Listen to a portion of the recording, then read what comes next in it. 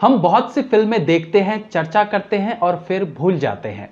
ज्यादातर बार हम उन्हीं चीजों पर चर्चा करते हैं जो हमें पर्दे पर दिखाया जाता है, जैसे कि एक्टिंग, डायरेक्शन, म्यूजिक वगैरह।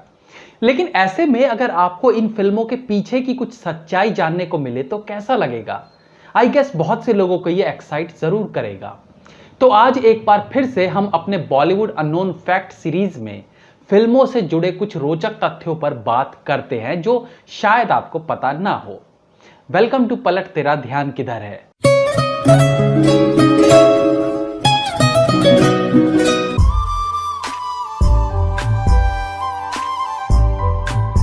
उन्नीस साल की धमाल मचाने वाली एक्ट्रेस दिव्या भारती को कौन नहीं जानता। अपने करियर में चुनिंदा फिल्में कर लोगों के दिलों में एक खास जगह बनाने वाली दिव्या भारती की मौत से न केवल आम पब्लिक में मातम का माहौल था, बल्कि बहुत से प्रोड्यूसर्स की जान भी हलक में आ गई थी। क्योंकि जब दिव्या भारती की मौत हुई उस वक्त वो 14 प्रोजेक्ट्स पर काम कर रही थी, जिनमें से 8 फिल्में ऐसी थी जिनको रीस्केड्यूल किया गया, यानी एक्ट्रेस चेंज कर दी गई। 2 फिल्में ऐसी थी जो डब्बा बंद करनी पड़ी, यानी शूटिंग रोक दी गई, जो आज तक भी बन नहीं पाई है। इसके अलावा फिल्म रंग और शतरंज ऐसी फिल्में थी जिसके बचे हुए सीन्स को किसी और से करवाया गया था जो दिव्या भारती से मिलती जुलती थी।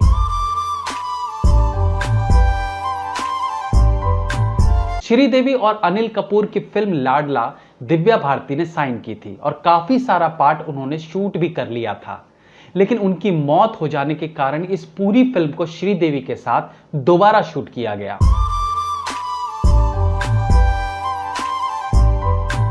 दो 2016 में रिलीज्ड फिल्म पिंक जो वुमेन एम्पावरमेंट पर बेस्ड थी, जिसका मेन थीम था no means no.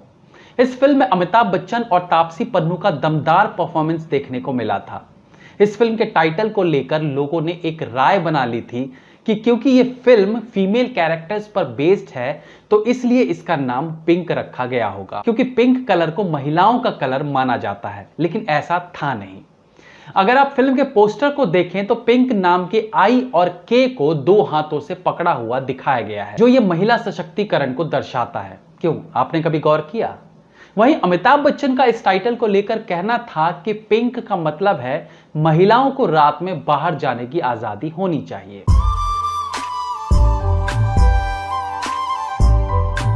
Kamal Haasan की फिल्में हमेशा लीक से थोड़ी हटके होती हैं, लेकिन उनकी कुछ फिल्में देखें तो लगता है जैसे वो आने वाले वक्त से पहले होने वाली घटनाओं पर फिल्म बना लेते हैं। 1988 में उन्होंने बेरोजगारी पर एक फिल्म बनाई थी जिसका नाम था शिवप्पा रोजाकल, और इस फिल्म के रिलीज के 2 साल बाद ही यानी 1990 से ही देश में बेरोजगारी को लेकर बहुत ही समस्याएं होने लगी थी। इसको लेकर पॉलिटिकल पार्टीज भी आंदोलन करने लगी थी।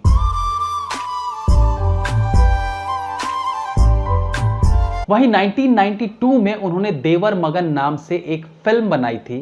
ये एक गांव की फिल्म थी जहां कम्युनल क्लैशेस को फोकस किया गया था, और इसके 1 साल बाद ही साउथ इंडिया में कई सारे कम्युनल राइट्स देखने को मिले थे।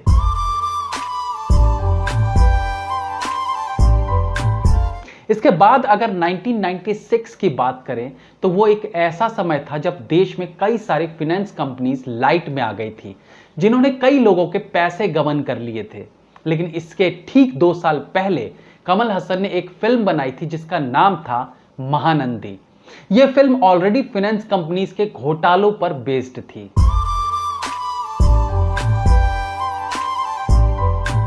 यह सिलसिला यहीं खत्म नहीं होता।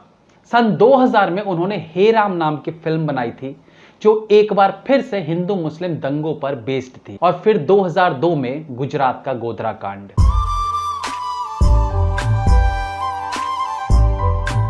इसके बाद 2003 में उनकी एक और फिल्म आई थी जिसका नाम था अनबे शिवम।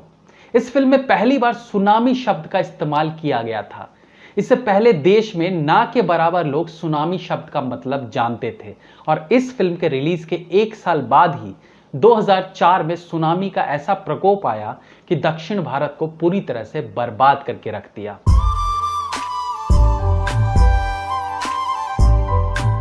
इसी प्रकार से 2006 में कमल हसन ने इल्लामरन और अमाधुन नाम के 2 कैरेक्टर्स में से एक रोल निभाया था, जो साइको किलर का किरदार था। और इस फिल्म के रिलीज के ही 3 महीने बाद नोएडा का निठारी कांड सामने आया, जहां मुनिंदर और सतीश नाम के 2 साइकोपैथिक किलर के नाम उजागर हुए।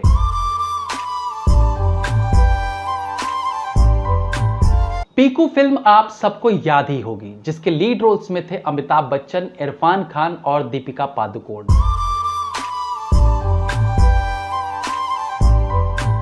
फिल्म के एक सीन में अमिताभ बच्चन कोलकाता में साइकिलिंग कर रहे होते हैं और उनकी नजर हारमोनियम बजाती एक लड़की पर पड़ती है। दरअसल ये बच्ची फिल्म के डायरेक्टर शुजीत सरकार की बेटी थी, जिसका नाम अनन्या है।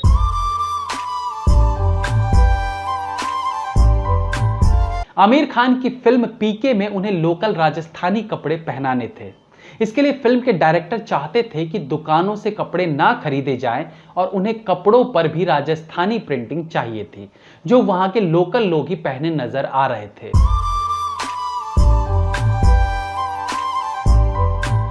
ऐसे में असिस्टेंट डायरेक्टर ने उन राह चलते लोगों से शर्ट मांगा, जिसके बदले में वो या तो उन्हें नई शर्ट दे रहे थे या फिर उसके बदले वो पैसे भी ऑफर कर रहे थे। तो फिल्म में जो रंगीन शर्ट्स आमिर खान पहने नजर आते हैं, वो सब मांगे हुए शर्ट्स थे।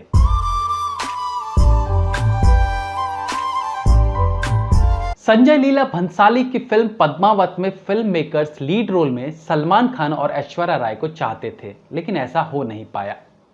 फिल्म में शाहिद कपूर के कॉस्ट्यूम्स को बनाने में कॉस्ट्यूम डिजाइनर रिम्पल और हरप्रीत नरूला ने 4 महीने का वक्त लिया। उनके कपड़ों के फैब्रिक्स को राजस्थान से मंगवाया गया था और वहां के 22 लोकल एम्ब्रॉयडरी आर्टिस्ट्स ने इस पर एम्ब्रॉयडरी का काम किया था।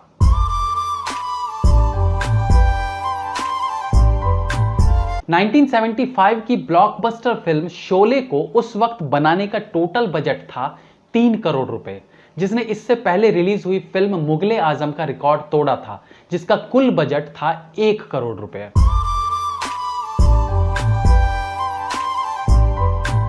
अगर आज के वक्त में शोले फिल्म बनती तो इसका टोटल बजट करीब 280 करोड़ होता।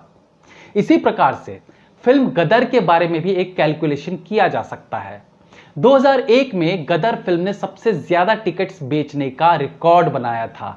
उस वक्त गदर फिल्म की टोटल टिकटें बिकी थी 5.5 करोड़। अगर आज के टाइम में इतनी टिकटें बिकने से कमाई का आंकड़ा निकाला जाए तो ये रकम 2,500 करोड़ से ज्यादा होगी और इस हिसाब से ये फिल्म बाहुबली का भी रिकॉर्ड तोड़ती है। कभी कैलकुलेट करके देखिएगा आप भी।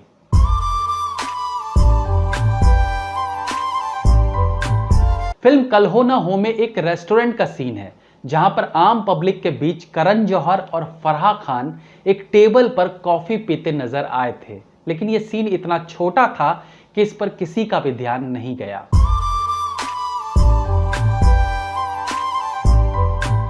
सन 2000 में एक कन्नड़ा फिल्म रिलीज हुई थी जिसका नाम था अब था मित्रा।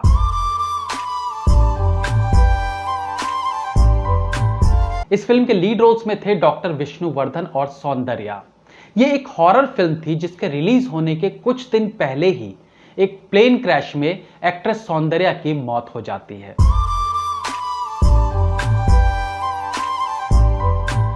यहां तक भी बात समझ में आती है, लेकिन इसके कुछ साल बाद ही इस फिल्म का सीक्वेंस बना था जिसका नाम था अब था रक्षक।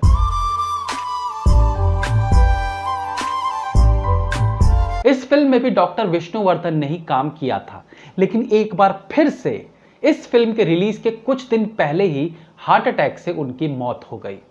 लोगों का मानना था कि यह नगावल्ली के श्राप की वजह से हुआ था। नगावल्ली ही इस फिल्म में दैत्य दिखाया गया था।